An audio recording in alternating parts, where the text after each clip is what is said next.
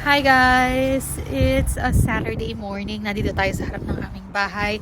At today nga ay sakto lang. Hindi ko sure kung malamig o hindi. Titingnan natin. At magbebenta nga tayo ng kalakal dito sa Canada.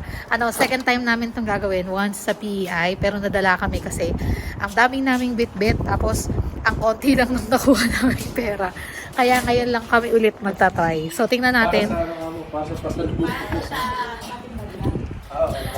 Para po sa bat and body. Ayan. So, yun nga. Nung nakaraan kasi sa PEI, ang tagal namin inipon. Tapos, noon, magkano nakuha mo? Wala pang $10. Wala pang $10. So, ngayon, titingnan natin dito kung baka naman, nag-improve na. $10.50? Ano yan? Worth of 2 months mahigit na inipon. Pinaghirapan at hindi na natin. Hindi na kasi. Ay, yung ni Vivey. Oo, stroller. Oo, pero nasaan ba? Ano? Ay, kunin mo stroller. Pwede naman sa harap yun. Oo nga, pero ibig sabihin ko, baka mo makalimutan. Napakadami. Grabe, hindi na magkasya guys. Tignan nyo naman. Matindi po ang pangangailangan. Dapat may mami dyan na matin. Lalakad ko ni teacher. Sayang tong isa, nahulog. Every battle counts. Si Barbie yung anak natin. Parang di nakasya teacher. Ay! Ay, hindi siya masasara.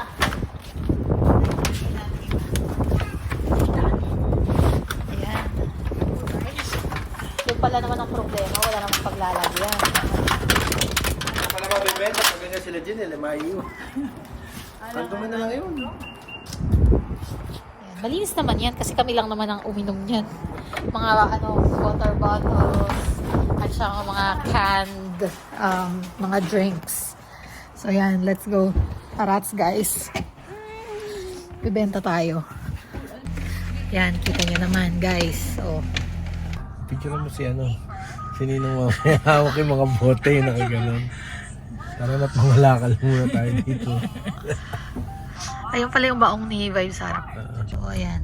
Ay, ang ganda. Sana magkaroon. Nasa Bottle Depot na tayo guys. Ayan. Your Bye. wishes, your plan, your peace. Ayun o. Manning Bottle Depot. Saan tayo? Dito tayo para mapicture natin si Ninang. Normal naman sa kanila yan. Mga di ba? Bibidyoan ka namin na hawak mo. Tapos magatas na sa Thank you. Kates. Ayan guys. First time namin dito ngayon sa may Manning Bottle Depot.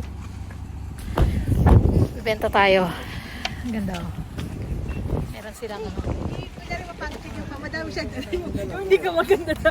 Yung hindi ka maganda na. Kailangan natin noon.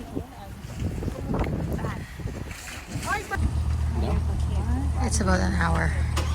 It's okay. It's about an hour daw guys. Tignan naman natin. Saan? Ayan na guys. So nandito na tayo sa Manning Bottle Depot. Pupunta na sila doon. Ayan. Madami-dami din yan guys. Good luck guys. Galingan nyo. Video mo sa loob. Bye! Ayan. May iwan tayo dito kasi nandito yung baby girl ko. Mabasurera sa Canada.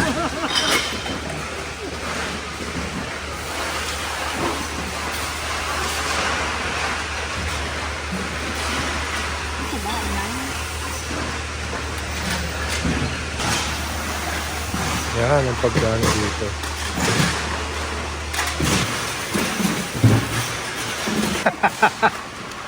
Tiba-tiba.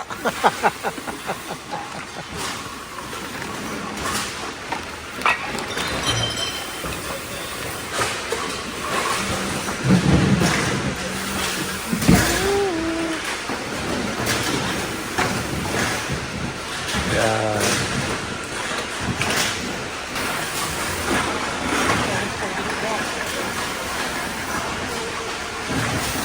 Kaya yan. Grabe to, 2 buwan lang to. Oh. Dami.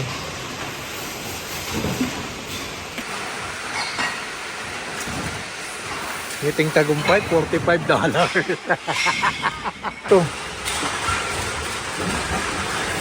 Uy! Minang! Minang, kunin mo na. Kasi yun, sunod yan, nakda sa outlet ko. Ayun pa.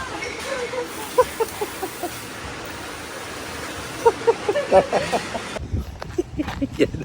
Mangiting tagumpay.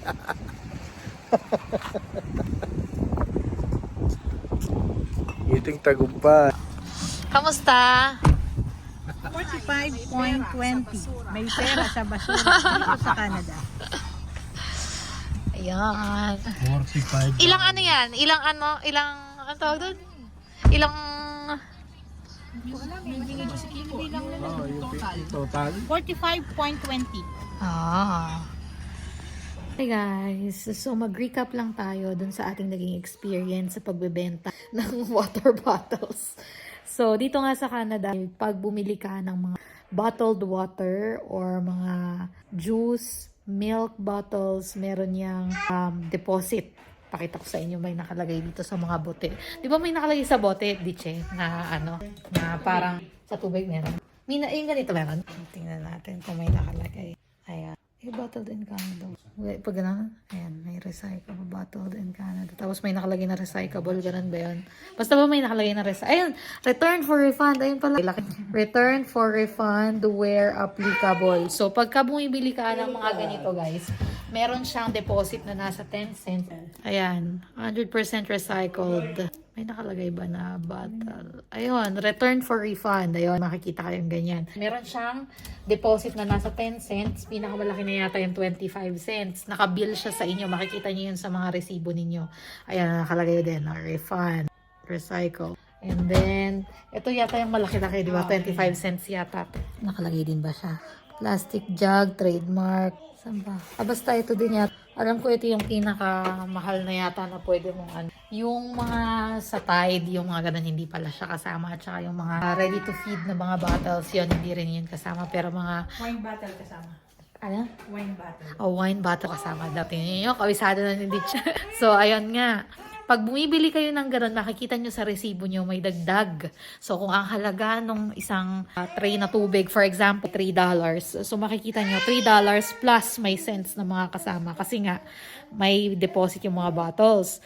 Pag nireturn nyo siya, guys, sa mga bottle depot, meron kayong makukuhang refund. Yun na nga yung parang kikitain nyo dun sa pagbebenta ng bottles. Pero deposito talaga yun, guys. Kumbaga sa atin sa Pilipinas, di ba, pag bumili kayo sa sari-sari store ng yung mga naka-bottle talaga na glass bottle, yung mga 500 ml or 500 liter, ay ano ba? 500 ml na yung mga debote, soft drinks, di ba pag bumili kayo ng soft drinks, Red Horse, may deposit yan.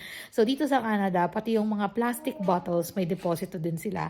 At yun yung marirefund ninyo. Hindi naman talaga kayo nagbebenta ng bote, guys. Kayo ay nagre-refund nung dineposito nyo dun sa mga bottles. So yun siya. So yun nga, nag-ipon kami for the past 2 months at kami nga ay for almost $50. Masayang lang, mas maganda na recycle siya. So, ibalik nyo na lang siya sa mga bottle depots para makuha nyo yung diniposit nyo sa mga bottles na yon. So, hindi naman siya ganun laki, pero at least nakatulong kay Mother Nature na ibalik sa inyo yung deposit nyo. So, next time, kung meron naman kayong space sa inyong mga garage, kung meron naman kayong space sa inyong mga basement, at kayo ay malakas mag-consume ng mga recyclables na mga liquids, ayan, mga juice, wine, tsaka kung ano-ano pang mga ganyan. Soft drinks, ano pa ba? Pati mga in cans, ayan. So, itabi nyo na lang sa mga, sa mga basement, sa mga garahe, at ibalik nyo na lang sa mga bottle depots. O yan, sana nakatulong to sa inyo, guys. See ya! Hi guys! Dito kami ngayon sa Farmers Market sa my downtown. Yan. So, may mga nagtitinda-tinda dito, guys. So, mga arts and crafts, mga vegetables, directly from the farm. Sinasarado tong kalsada na to, guys, every summer. Parang may specific period siya. Tapos, yan. Parang mag makarent ka ng booth and then pwede kang kumenta ng mga ganyan. Diba? O diba? May pakanta pa. So, paano natin tatanggalin yung kanta? Paano ko tatanggalin yung kanta?